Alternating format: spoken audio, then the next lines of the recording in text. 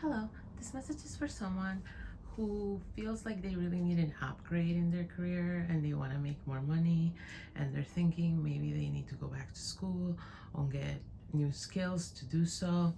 And what I'm getting here is that you have everything you need, but you're looking at yourself and your skill set, your current skill set and experience from the wrong angle. So this is actually a self-concept issue rather than a qualifications issue. So you might be a person who's been trying to find a new job that pays more for a while, or you've tried to find a way to angle your career in which you're making more money, get different types of jobs, and you are feeling inadequate because you are not getting the interviews you want or the opportunities you hope to get, and they're not in the pay range you were hoping for. And so that's why you're contemplating options like going back to school or getting a new skill set. And here's the thing, those paths would not be conductive to having more money. They would get you in debt and they would take a lot of time.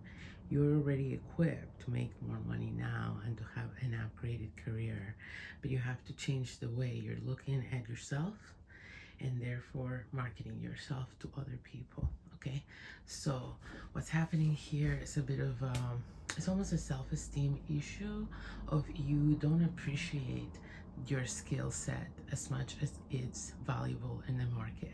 You don't have a fair view of how much value you bring to the workplace, or what is it about what you do that is different than other people do that brings value. You don't have a clear view on that as of now, so that's why you're having trouble valuing yourself and marketing yourself in the right way to make the kind of pay range you actually deserve. So what can you do about this? What I'm getting is it would be really, really helpful, but this will only apply to some more blessed people. The more blessed group, there's a mentor in your life, maybe a boss, past boss, maybe a parent, an aunt, an uncle, someone you have worked with up close and personal that's older than you, that has watched your trajectory and growth, someone that can maybe give you some real feedback about what your strengths are. Okay, if you have the proper conversation with that person and this message is for you and you feel like you know who I'm talking about, if this message is for you and this is for this group, this applies to you, you will know, because immediately when I brought this up, you thought of someone. So go talk to that person, openly ask them. It might be hard for you to hear because as I said, you have a self-concept issue, so it might actually be hard for you to ask for your strengths and listen to them and take them in.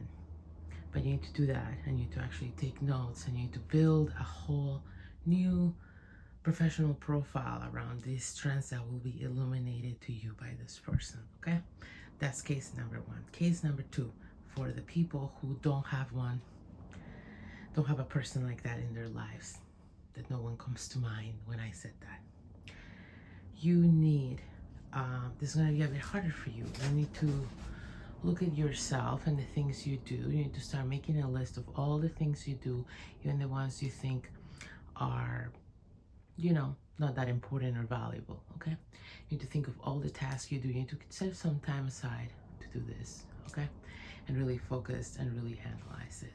Now, ChatGPT might be helpful in this. If you tell them what your job is about, ChatGPT might help navigate this and might help you illuminate your strengths and see yourself in a different light. But it's something also you can do on your own, journaling. I'm just saying, if you have trouble, going through that thought process of looking at yourself objectively and all the things you do and trying to pick apart the strengths and not focus on the weaknesses, which I think a lot of people with these kinds of self-concept issues we're talking about have troubled with that. They hyper-focus on their weaknesses and inadequacies and they don't see their strengths. So if that's you and you don't have someone who can point them out to you in a loving way, someone who knows you, someone who's actually worthy of your respect, of their opinion, you might have to do that on your own. And if you do it on your own, then you're dealing with your wounds and your inner troubles, and that's where ChatGPT may be helpful and might be supportive if you don't have a real life person.